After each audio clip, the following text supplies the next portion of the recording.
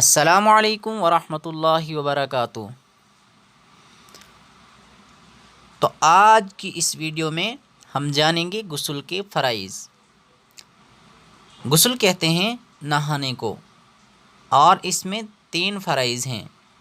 جب کسی انسان پر غسل واجب ہو جائے تو اسے ان 3 فرائض کا خیال رکھنا ضروری ہے۔ اس میں کسی ایک کی کمی بھی اس کے غسل کو ناقص کر دیتی ہے، یعنی اس کا غسل نہیں ہو سکتا۔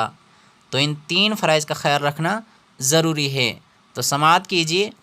غسل کا پہلا فرض ہے 3 مرتبہ کلی کرنا۔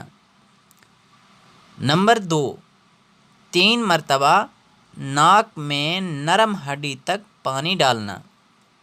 نمبر 3، پورے جسم پر 1 مرتبہ پانی بہانا، اس طرح کہ ایک بال کے برابر بھی جگہ سوکھی نہ رہے۔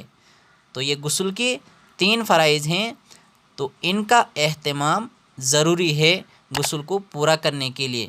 امید ہے آپ کو ویڈیو پسند آئی ہوگی، تو لائک اور شیئر ضرور کریں، اور ساتھ میں اگر ہمارے چینل پہ نئے ہیں تو سبسکرائب کرنا نہ بھولیں۔ والسلام علیکم ورحمۃ اللہ وبرکاتہ۔